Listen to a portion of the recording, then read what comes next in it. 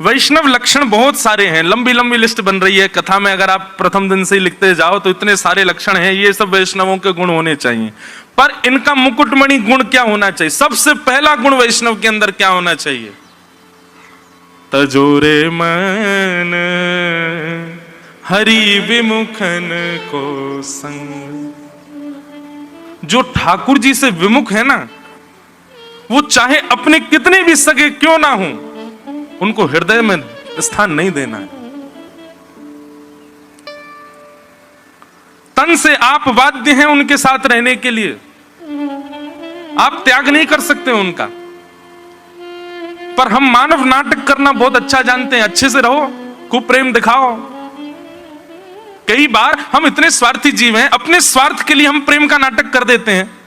हम ठाकुर जी के लिए ऐसा नहीं कर सकते कि भाई जो हरि विमुख घर सदस्य है उसके साथ केवल व्यवहार मात्र रखो ना, नाटक करो कि हाँ ठीक है ये हमारे चाचा जी हैं, बढ़िया प्रेम से पैर छुओ, खूब मिलो जुलो, लेकिन हृदय में स्थान मत दो ना। और दूसरी बात, जो हरि विमुख जीव है वो चाहे कितना भी अपना क्यों ना हो, वो मेरा नहीं है, ये दृढ़ता पूर्वक स्वीकार करने की क्षमता रखो। जैसे श्री कुंभनदास जी रखते हैं, पुत्र साथ हैं पर बताते 1.5 ही हैं, यही मेरे बालक हैं, जो हरि के हैं वो मेरे हैं। हम क्या सोचते हैं, जिनको हमने पाल पोस के बड़ा किया, जिनको हमने इतना खिलाया पिलाया, इतना सब कुछ, ये हमारे क्यों नहीं है? हमने इतना इन्वेस्टमेंट किया, हम इन्वेस्टमेंट के ऊपर अपना संबंध देखते हैं। पर वैष्णव क्या देखता है? हमारा वो है जो ठाकुर जी का है, और जो ठाकुर जी का नहीं है हमारा उससे कोई संबंध नहीं। श्रीमद् भागवत में कहते हैं, गुरुर न शस्यात् स्वजनो न शस्यात् दैवम न तस्यात् जननी न शस्यात्। सबको छोड़ो जो हरि विमुख हो। अरे कहां तक कहें, जिन गुरु की महिमा के लिए इतने ग्रंथ वर्णित कर दिए गए, जिन गुरु की महिमा के लिए आज तक व्यास मंच से इतने प्रवचन किए जाते हैं, उन गुरु का नाम सबसे पहले लिया, गुरुर न शस्यात्। जो गुरु अपनी प्राप्ति तक आपको सीमित रखे, श्यामा श्याम के प्रति आपको ना मोड़ रहा हो, ठाकुर जी की भक्ति में आपको ना प्रस्तुत कर रहा हो, उस गुरु का भी त्याग करो। जो केवल अपनी भक्ति तक आपको सीमित रख रहा हो, उस गुरु का नाम सबसे पहले लिया, गुरुर न शस्यात्। और फिर जिन देवी देवताओं के मंदिर में लंबी लंबी कतार लगा के हम खड़े रहते, उन देवताओं का भी नाम लिया, देवम न तस्यात्। जो देव केवल अपनी पूजा तक आपको सीमित रखते हैं, अपनी सेवा तक आपको सीमित रखते हैं, परम ब्रह्म की शरणागति में आपके बाधा बन रहे हैं, उन देवों का भी त्याग करो। ब्रजवासियों ने त्याग किया इंद्र का। पतिश्च शस्यात्, उस पति का भी त्याग करो जो भगवत मिलन में बाधा बने। अब यहां त्याग मानसिक त्याग की बात है, शारीरिक त्याग की बात नहीं है। मन से छोड़ो। तजोरे तन हरि विमुखन को संग, सूरदास जी नहीं कह रहे हैं, तजोरे मन हरि विमुखन को संग। तन से तो आप अगर छोड़ देंगे तो इतनी बड़ी सत्ता, इतनी बड़ी योग्यता अभी हमारी नहीं हुई कि हम तन से छोड़ दें।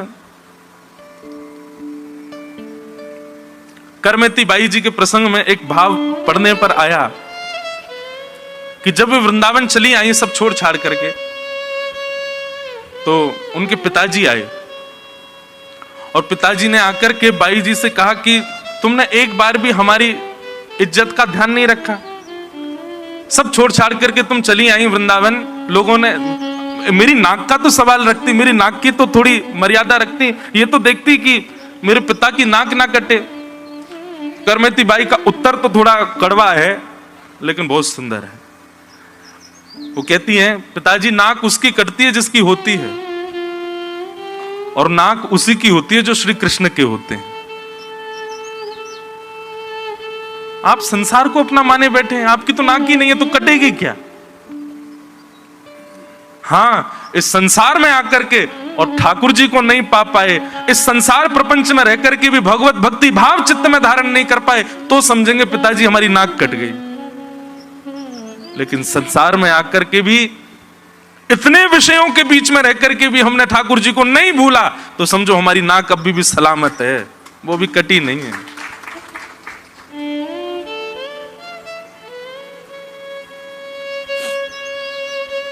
वैष्णव गुणों में सबसे श्रेष्ठ गुण, सबसे मुकुटमणि, सबसे पहला गुण अपने भीतर ये लाओ, जो हरि विमुख हैं उनको मानसिक संबंध मत रखो उनके साथ, उनके व्यवहार मात्र करो बस। तजोरे मन हरि विमुखन को संग।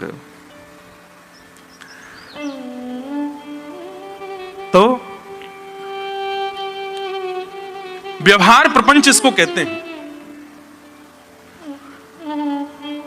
तो गुरु में 3 गुण होने चाहिए, शब्दे च निष्णातम, परे च निष्णातम, और तीसरा व्यवहार प्रपंच से शून्य।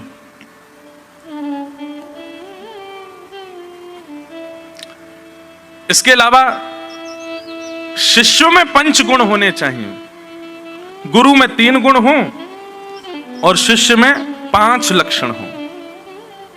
वो 5 लक्षण हमने कल गलती से 6 बोल दिए थे, तो एक मैया मां के बोली मारे 6वां नहीं बताया आपने। मैंने कहा नहीं, 5 ही लक्षण हैं। कौन कौन से? सबसे पहला श्रद्धा। गुरु के वचन अतल कर मानो, साधु समागम कीजे, मन रे कृष्ण नाम कह लीजिए। सबसे पहला शिष्य में लक्षण हो श्रद्धा। दूसरा लक्षण हो अन्यस्य दोष गुण चिंतन माशु मुक्त्वा, दूसरे में दोष गुण देखने की भावना खत्म हो।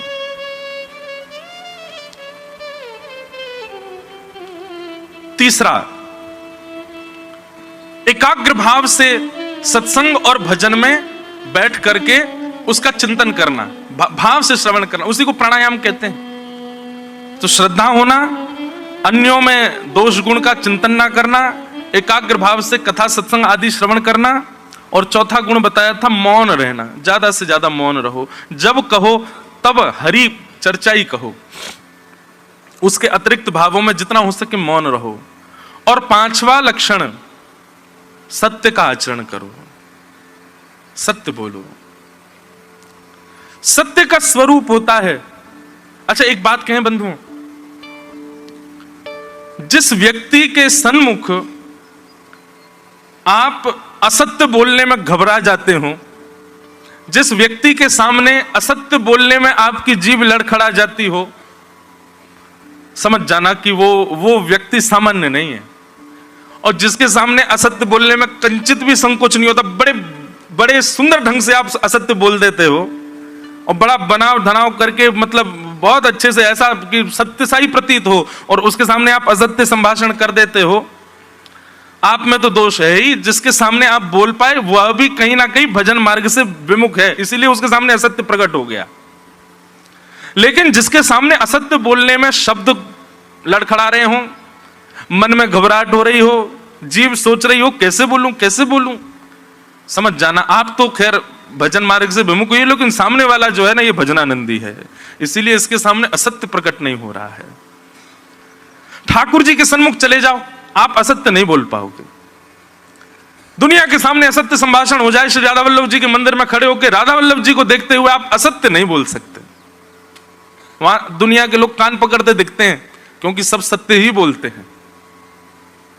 ऐसे गुरुजन हो, ऐसे परिवार का कोई व्यक्ति हो, या कोई भी अपरिचित व्यक्ति जिसके सामने असत्य ना बोल पाओ, समझ जाना भगवत भाव उसके चित्त में विराजमान है। 5वां लक्षण शिष्य का है सत्य का पालन करे। 5 लक्षण शिष्य के, 3 लक्षण गुरु के। यह माया से विमुख होने के साधन है, माया से बचने के साधन है।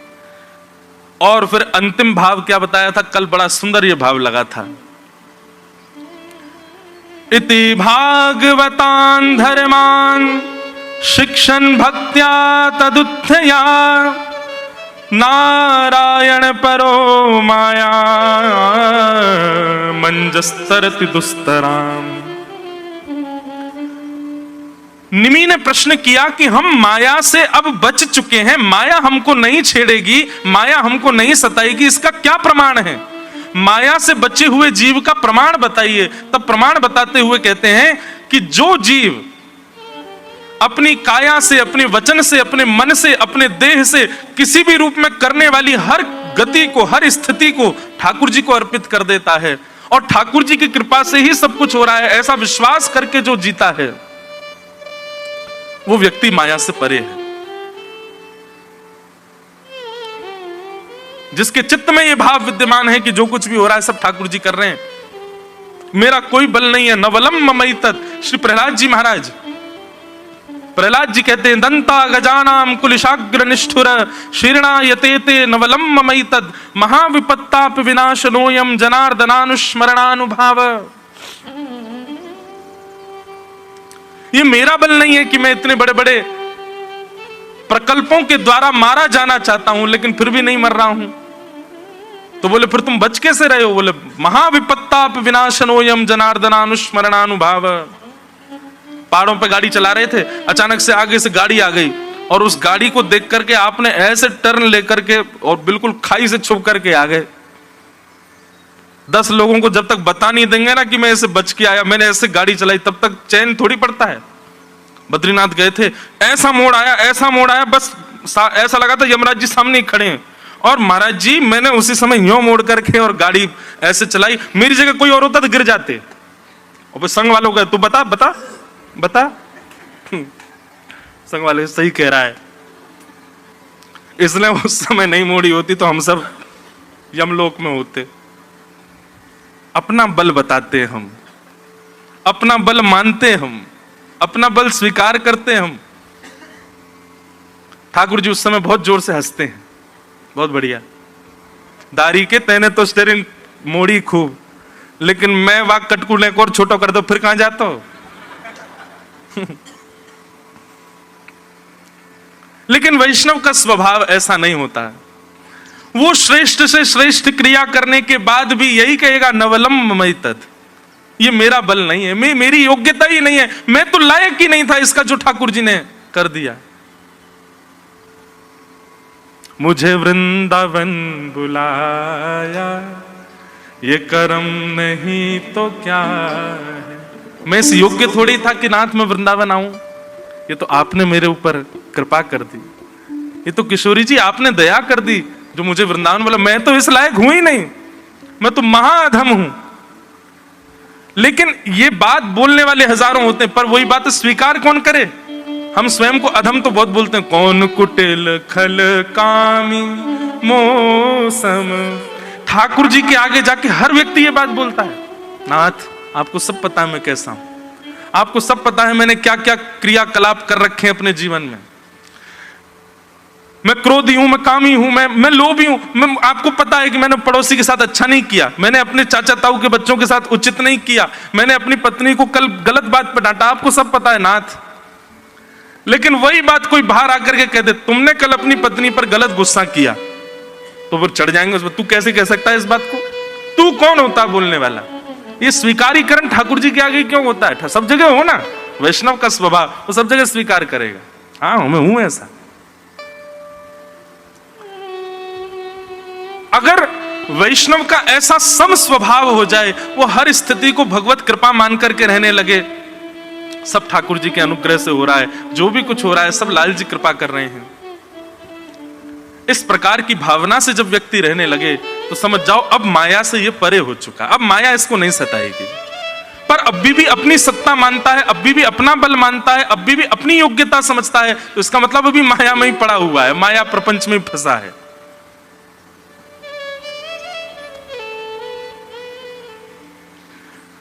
इस प्रकार राजा निमि को प्रबुद्ध नाम के योगेश्वर उत्तर दे रहे हैं।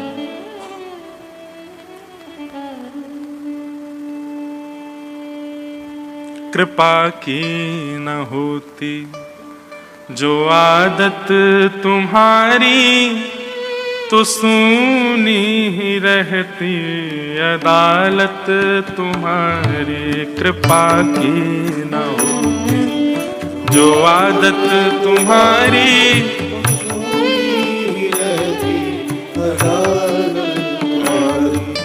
कृपा की न होती जो आदत तुम्हारी, तो सुनी ही रहती अदालत तुम्हारी। न होती जो आदत तुम्हारी, तो सुनी ही रहती। कितनी अच्छी बात है। सबकी आदतें होती हैं, इसको चाय पीने की आदत है, इसको सोने की आदत है, इसको घूमने की आदत है, इसको रोने की आदत है, इसको ये आदत है, इसको ठाकुर जी की एक ही आदत है। क्या बोले? कृपा करने की आदत है ठाकुर जी की। वो बस देखते करने, उनका यही भाव है, वो जितना हो सके कृपा करें।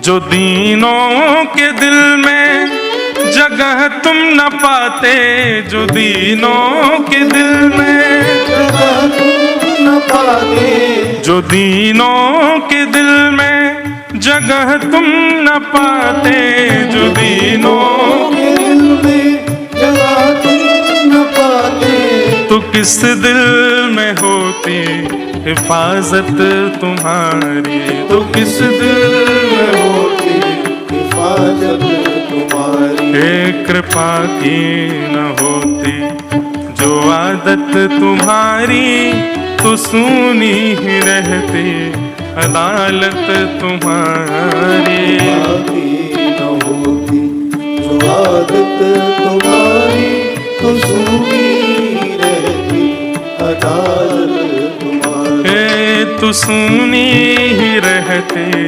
अदालत तुम्हारी, तो सुनी रहती अदालत तुम्हारी। इस प्रकार राजा निमि के प्रश्न का उत्तर दिया। राजा निमि ने अगला प्रश्न क्या किया है, बहुत ध्यान से सुनो। नारायणाभिधानस्य ब्रह्मण परमात्मनः निष्ठां हतानो वक्तुम यूयं ही ब्रह्मवित्तमः। भगवान, मुझे भगवान के रूप के बारे में बताओ। ठाकुर जी का रूप कैसा है, उनका विधान कैसा है, उनका क्रम कैसा है, कृपा करके इसके विषय में मुझे बताओ। बहुत ध्यान से सावधानी से सुनिएगा। यहां पर पिप्पलायन नाम के योगेश्वर उत्तर दे रहे हैं और वे बता रहे हैं, बोले राजा निमि, ठाकुर जी के 3 रूप हैं, 3 प्रकार के रूप हैं। कौन कौन से? बोले नारायण, परब्रह्म और ब्रह्म। बहुत ध्यान से सुनिएगा, एकाग्र चित्त से। नारायण, परब्रह्म और ब्रह्म। जब हम नारायण कहें तो नारायण कौन सा रूप है ठाकुर जी का? सगुण साकार। कौन सा रूप है? परमात्मा, ये ठाकुर जी का सगुण निराकार। कौन सा? और तीसरा है ब्रह्म, निर्गुण निराकार। कौन सा? अब थोड़ा इस पर थोड़ा ध्यान देना, हाँ? थोड़ा कठिन भाव लगे तो कोई बात नहीं, सुन लो। ठाकुर जी का प्रथम रूप है नारायण। कैसा है? सगुण साकार। जैसे श्री कृष्ण सगुण साकार, श्री राधा रमण जी सगुण सगुण साकार का मतलब उनका गुण भी है और उनका आकार भी है। राधा रमण जी की जिस दिन पोशाक खूब जोर की होती है, वहां 2 दतुइयां दिखती हैं उनकी। क्यों? सगुण है और साकार है। हमारे श्री गिरधर लाल जी वो जब पधारे थे तब की उनकी आप अगर चित्र छाया देखो, अब देखो ऐसा लगेगा लाल जी मोटे है गए। क्यों? सगुण साकार। कई लोग श्री लाल जी का दर्शन करते हैं तो क्या कहते, महाराज जी हम तो टीवी में देखे या फोटो में देखते तो ऐसा लगता बड़े होंगे ठाकुर जी। अभी विदेश में कोई माता जी ठाकुर जी की इतनी बड़ी बड़ी पोशाक लेकर के आई, मुझको नीचे मिली, बोली हम लाल जी के लिए श्रृंगार लाई। मैंने कहा है? पेटी खोल के दिखाई, जेब बड़ी बड़ी मोतीन की। मैंने मैया ये 2 मोतीन के बराबर को तो लाला है मेरो। अरे नहीं, हम तो देखते हैं वो इतने बड़े बड़े दिखते हैं। मैंने कहा दिखाऊं? जैसी गए तो नेक्स्ट 100 लाला।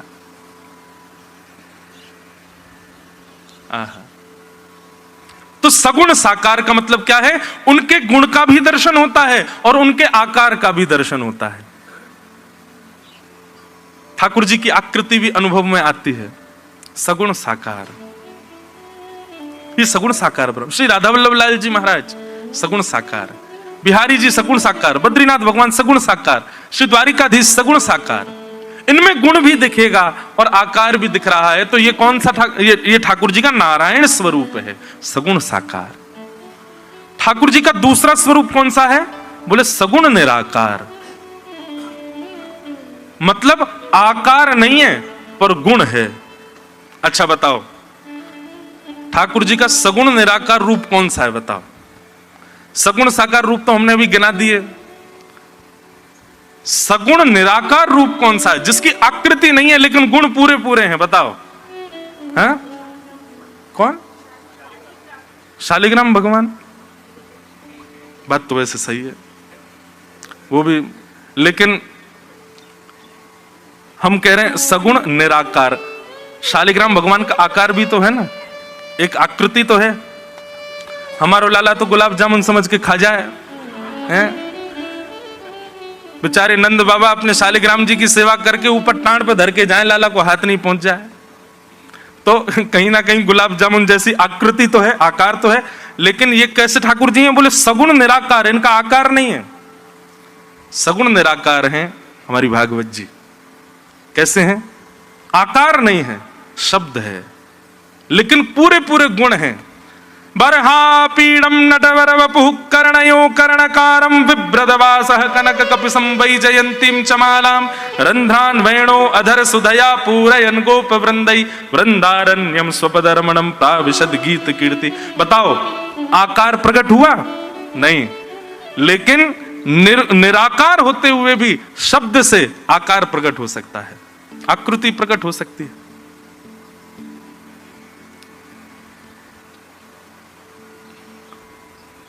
ये वैदिक ग्रंथ जितने भी हैं, हमारे रसिक जनों की जो पदावलियां हैं, उन पदों को जब आप गाते हो तो पद गाते समय नेत्र बंद हो जाते हैं और चित्त में ठाकुर जी की वैसी ही मूर्त प्रकट होने लग जाती है।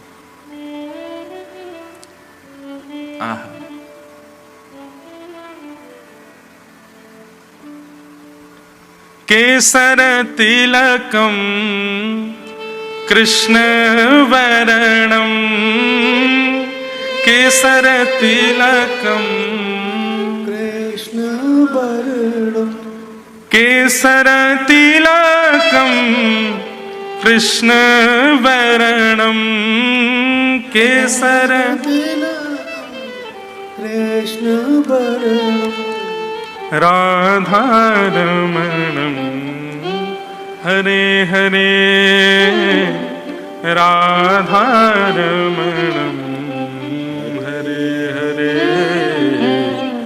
ब्रज जन प्रियतम बाल मुकुंदम राधारमणम हरे हरे राधारमणम हरे।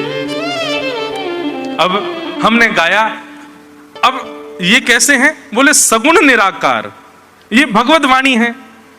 वाणी में गुण तो है पर आकार नहीं है, लेकिन सुनने वाला भाव से अपने चित्त में आकृति प्रकट कर सकता है। तो ये कौन से ठाकुर जी हुए? यह है परमात्मा, सगुण निराकार, आकार नहीं है पर पूरे गुण वाले।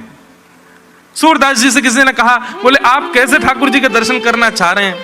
सूरदास जी कहते हैं, केसर तिलक मोतिन की माला वृंदावन के वासी, नेह लगाए त्याग गए तृण सम डार गए गल फांसी, अखियां हरि दर्शन की प्यासी, हरि दर्शन की प्यासी, अखियां हरि दर्शन की प्यासी। सगुण निराकार ये ठाकुर जी का दूसरा रूप है। इसमें आकृति से ठाकुर जी प्रकट नहीं है, पर भगवत वाणी सुनकर के, रसिक जनों की वाणी सुनकर के, रसिक जनों के भाव सुनकर के आपके मनस्थ में अपने आप एक ठाकुर जी का स्वरूप प्रकट हो जाएगा। अच्छा, एक बात बताएं आपको, सगुण साकार की आराधना करते करते करते करते करते करते स्थिति ऐसी बननी चाहिए कि आप सगुण निराकार के उपासक हो जाओ। फिर आकृति की आवश्यकता नहीं है, फिर भी ठाकुर जी की आकृति दिख रही है।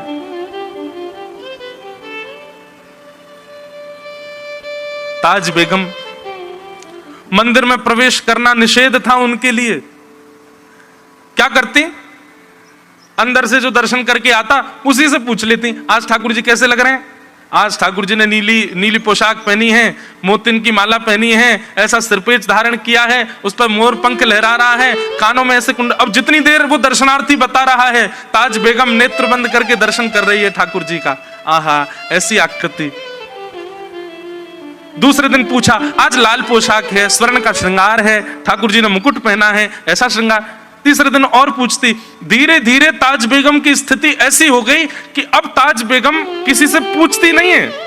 जैसे ही दर्शन खुले, भीड़ अंदर गई, ताज बेगम अपने मन में ही सोच लेती है, आज हमारे श्याम सुंदर ने श्वेत वस्त्र धारण किए होंगे, आज गले में ऐसी वैजंती माला पहनी होगी, सिर पर पाग धारण करी होगी, पाग पर पंच मोर पिच्छ का सुंदर धारण किया होगा, ठाकुर जी ने आज ऐसी मोतिन की माला होगी, हाथन में ऐसे कड़ूला होंगे, वंशी ऐसी मधुर बजारे होंगे। अरे कहां तक कहें, ताज बेगम यह भी विचार कर लेती कि आज ठाकुर जी ने सुंदर खस का इत्र लगाया होगा, आज गुलाब का इत्र लगाया होगा। मन में विचार करती है और अब दर्शन के भाव से नहीं पूछती है कि ठाकुर जी कैसे लग रहे हैं, मैंने जैसा विचार किया वैसे ठाकुर जी हैं कि नहीं, उसके लिए पूछती है दर्शनार्थियों से, आज ठाकुर जी कैसे लग रहे हैं। और जैसे ही दर्शनार्थी बोलते, आज तो ठाकुर जी ने श्वेत वस्त्र पहने हैं, ताज बेगम के नेत्रों से अश्रु गिरने लगते। आज ठाकुर जी ने स्वर्ण की माला धारण की है, उस पर ऐसी वैजंती माला धारण करी है, सिर पर ऐसा पाग धारण किया है, मत्साकृत कुंडल पहने, जैसा जैसा ताज बेगम ने विचार किया वैसा ही स्वरूप है ठाकुर जी का। अंत में बस अपने अपने भाव पर पुष्टि प्राप्त करने के लिए पूछती है, इत्र कौन सा धराया है आज ठाकुर जी को। ताज बेगम ने सोचा आज गुलाब का इत्र है, तभी दर्शनार्थी अपने कान में से फुआ देता है, लो आप ही देखो कैसा इत्र है। और जैसे ही सुगंधी में गुलाब की वो सुगंधी धारण करती है, आहा, पूरे दिन नृत्य करती है ताज बेगम। अब उसको दर्शन के लिए मंदिर में जाने की आवश्यकता नहीं है, वो सगुण निराकार का दर्शन अपने मनस्थ में करती है। ये ठाकुर जी का दूसरा रूप है। आप सगुण साकार से प्रारंभ होंगे, लेकिन एक स्थिति ऐसी आएगी आपको सगुण निराकार की उपासना करनी पड़ेगी। आप नेत्र बंद करो और अपने चित्त में ही ठाकुर जी का श्रृंगार, चित्त में ही ठाकुर जी का राग विलास, चित्त में ही ठाकुर जी का लीला अनुसंधान। ये ठाकुर जी का दूसरा रूप है, सगुण निराकार। और ठाकुर जी का तीसरा रूप है निर्गुण निराकार। ये कौन है? ब्रह्म। ब्रह्म की अनुभूति जब आपकी होती है तो आपको हर क्षण ऐसा लगता है ठाकुर जी यही हैं। ये हवा कौन? ये भी ठाकुर जी हैं। मैं जहां बैठा हूं ये खाली रिक्त स्थान है, यहां पर भी ठाकुर जी हैं। ये सब ठाकुर जी का ही भाव है। तो ये तीन रूप हैं ठाकुर जी के, नारायण, परमात्मा और ब्रह्म। सगुण साकार, सगुण निराकार और निर्गुण निराकार। ये तीन रूप ठाकुर जी के यहां पे पलायन ने बताए हैं। तब निमि ने प्रश्न किया, बोले महाराज एक बात बताओ, सगुण साकार, निर्गुण साकार, निर्गुण निराकार, ये भगवान के इतने इतने रूप हैं, पर ये भक्तों को कैसे पता चल जाता है ठाकुर जी कब कहां कैसे कहां बैठे हैं? प्रहलाद जी को कैसे पता चल गया खम्भ में भगवान है?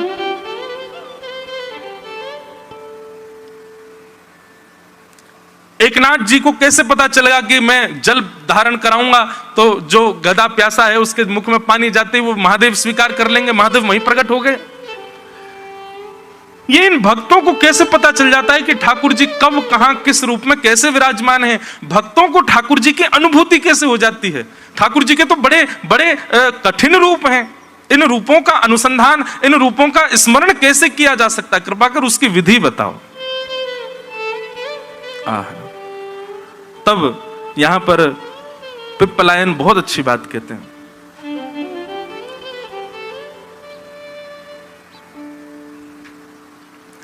यब्रह्म जना बच्चरणोशयोर्भक्त्या चेतो मलानि विधमेद गुण कर्म जानी तस्मिन् विशुद्ध उपलभ्यत आत्मतत्वं साक्षात् यथा मलिदृशो सवित्र प्रकाश।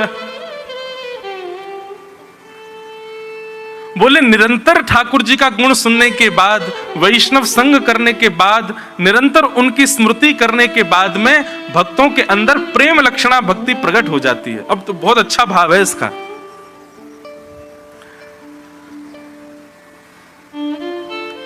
आप खड़े हैं, सामने आपके दर्पण है, प्रकाश भी है, लेकिन फिर भी आप दर्पण में स्वयं को देख क्यों नहीं पा रहे हैं?